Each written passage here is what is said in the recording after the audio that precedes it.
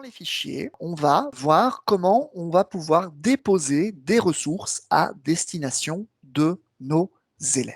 Dans le volet fichier, quand vous êtes dans un Teams Class et que vous ouvrez votre volet fichier, on a dès le départ un dossier qui est visible et qui s'appelle support de cours. Il est créé automatiquement à chaque fois que vous créez un Teams Class. Ce dossier support de cours, c'est un dossier qui est créé pour recevoir les fichiers que vous allez vouloir déposer pour vos élèves.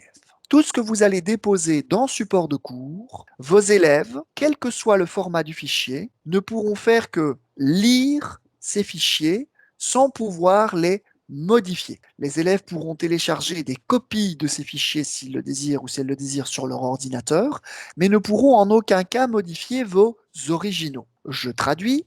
Si par exemple, dans ce dossier, je viens déposer un document Word, je n'ai pas besoin de transformer ce document Word en PDF. Le document Word qui sera posé là, sans que je fasse rien du tout, mes élèves pourront le lire, mais ne pourront pas le modifier. Et ce sera pareil pour les PowerPoint, et ce sera pareil pour les Excel, et ainsi de suite. Donc l'idée de support de cours, c'est de vous fournir un espace de rangement auquel vos élèves ont ce qu'on appelle un accès en lecture seule, et où vous, professeur, vous avez l'accès en écriture. Vous, vous pouvez déplacer, vous pouvez modifier, mais vos élèves, eux, peuvent seulement consulter. Par contre, si vous placez des choses en dehors de support de cours, l'ensemble des élèves de la classe peuvent collectivement modifier les éléments qui seront en dehors de support de cours. Dans l'onglet Fichier, vous avez deux boutons principaux. C'est le bouton Nouveau et c'est le bouton Charger. Le bouton Nouveau, il va me permettre de créer des dossiers ou des fichiers vierges au départ, directement dans Teams, pour pouvoir travailler dessus directement, sans avoir besoin de passer par mon ordinateur ou sans avoir besoin de chipoter dans les fichiers sur mon disque dur. Par exemple, ici, je pourrais créer un PowerPoint et je vais faire créer. En créant ce PowerPoint, il s'ouvre directement dans Teams et on peut directement travailler dedans. Ici, je vais, par exemple, prendre ce modèle d'illustration. On ne va pas faire un cours sur PowerPoint, mais c'est pour illustrer. Et donc, ici, et je vais ensuite fermer en haut à droite. J'ai créé ce PowerPoint directement dans Fichier, donc il s'est mis à côté de support de cours. Et je l'ai fait exprès, parce que tant que le fichier sera ici en dehors de support de cours, tous mes élèves vont pouvoir cliquer dessus comme je l'ai fait, vont pouvoir, comme je l'ai fait, modifier ce PowerPoint, et je pourrais par exemple mettre le nom de chaque élève de ma classe sur chaque diapo, et dire à chaque élève, voilà, je vous demande chacun et chacune d'aller me faire votre diapo avec une petite photo. C'est un fichier collaboratif, donc tous mes élèves ont accès à tout, mais je leur donne une consigne claire, je leur dis de cliquer sur le PowerPoint, d'aller sur la diapo qui porte leur nom, et de travailler sur cette diapo. Ça va s'enregistrer automatiquement. Tout ce qu'on fait dans Teams s'enregistre sans que vous deviez cliquer sur le bouton enregistrer, parce que vous voyez qu'il n'y a pas de bouton enregistrer. Il n'y a pas de disquette, il n'y a pas fichier enregistré.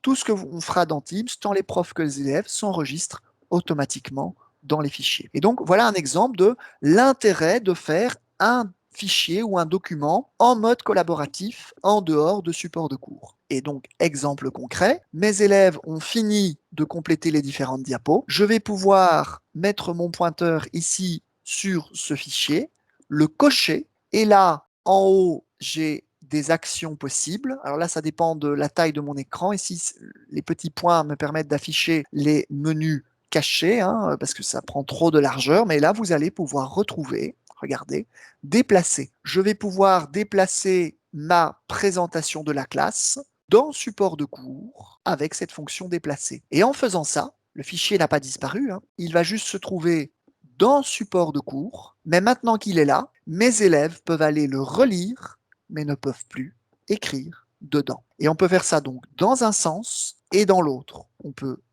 déplacer dans support de cours ou faire sortir de support de cours des fichiers ou des dossiers avec la même fonction. Maintenant, des notes de cours et des fichiers, vous en avez à l'appel. Et ils sont déjà prêts et ils sont déjà très bien. Donc si par exemple, on va dans support de cours, on va pouvoir utiliser le bouton charger. Et je peux aller chercher là des fichiers ou des dossiers sur mon ordinateur pour les déposer dans la bibliothèque de fichiers du Teams. Donc là, par exemple, moi, je vais prendre des fichiers et je vais aller chercher des fichiers sur mon ordinateur. Donc là, je vais prendre 3 fichiers. Après, vous pourriez en prendre 10, vous pourriez en prendre 100. Il n'y aura pas de souci.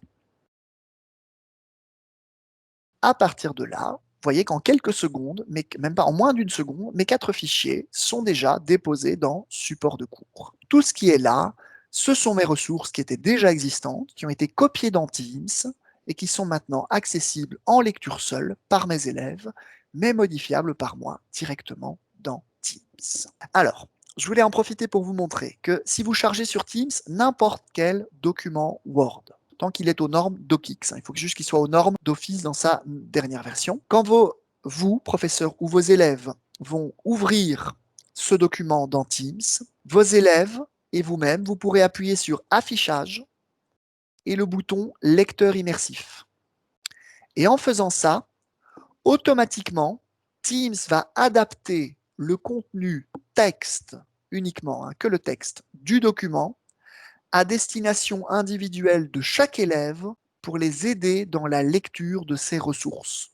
Autrement dit, c'est un outil inclusif pour les élèves primo-arrivants, par exemple, qui ne parlent pas bien la langue, pour les élèves souffrant de dyslexie, sans que le professeur n'ait rien à faire du tout. Donc ici, on imagine, je suis élève Sébastien dans la classe, j'ai ouvert le document du prof, j'ai fait affichage lecteur immersif, et là, je vais pouvoir composer ma propre interface de lecture individuelle. Donc ça veut dire que si vous avez 25 élèves, les 25 élèves vont pouvoir chacun et chacune se faire leur propre interface de lecture. L'interface de lecture est liée au compte Teams de l'élève. Donc ça veut dire que l'élève va la paramétrer une fois, et chaque fois que l'élève ouvrira n'importe quel document dans Teams, dans votre Teams de cours ou celle d'un autre professeur, ça ne changera rien, l'élève retrouvera à chaque fois son interface de lecture. Cette interface de lecture, elle va s'actionner avec les 3 boutons que vous voyez ici. Le premier bouton, avec les lettres A, permet à l'élève de choisir la taille de police qu'il ou elle préfère pour sa lecture. Le deuxième bouton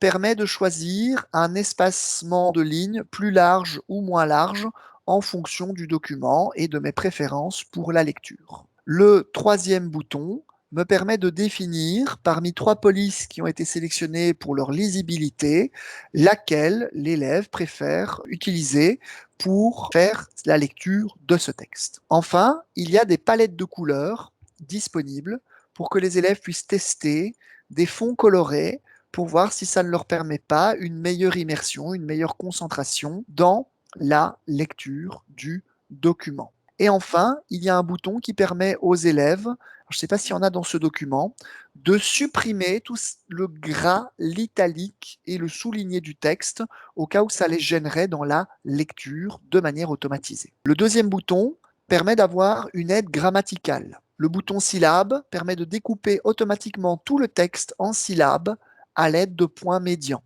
Les boutons en dessous permettent d'identifier automatiquement les noms, les verbes, les adjectifs et les adverbes dans le texte à l'aide d'un code couleur que l'élève peut personnaliser et également rajouter éventuellement des étiquettes au-dessus des mots avec des abréviations pour avoir un descriptif donc de leur rôle grammatical.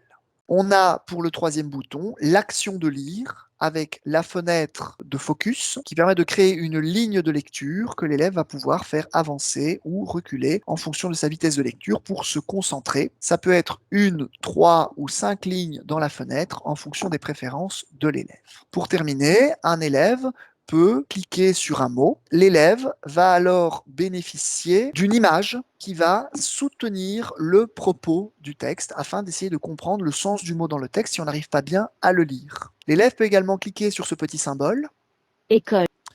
Donc vous voyez, on a une aide vraiment aussi à la phonétique et à la prononciation. Si je place mon pointeur n'importe où dans le texte et que j'appuie sur Play, Mon école et Office 365 for Éducation. 1. Les solutions. Généralité. s'il y avait un mix d'anglais et de français, donc le système a choisi de le lire en français, mais on a, voyez, cette lecture assistée pour l'élève. L'élève peut choisir la vitesse de la voix, une voix masculine ou féminine qui va lui lire le texte. Je pense là même carrément à des élèves malvoyants ou à très grave dyslexie. Ça peut vraiment être une aide très précieuses. Pour terminer, vous avez également une aide pour les langues. Moi ici, je vais choisir l'anglais, mais vous avez également le néerlandais, l'allemand, l'espagnol, l'italien, plusieurs langues arabes. Je vais choisir par mot. Et si je prends par exemple le mot école, et cette fois-ci, j'ai le mot school traduit ici School. avec la prononciation. Et je peux également demander la traduction de tout le texte dans la langue. Et ici, je vais avoir maintenant une version de ce texte en anglais. Et je peux basculer de l'original en français à la version anglaise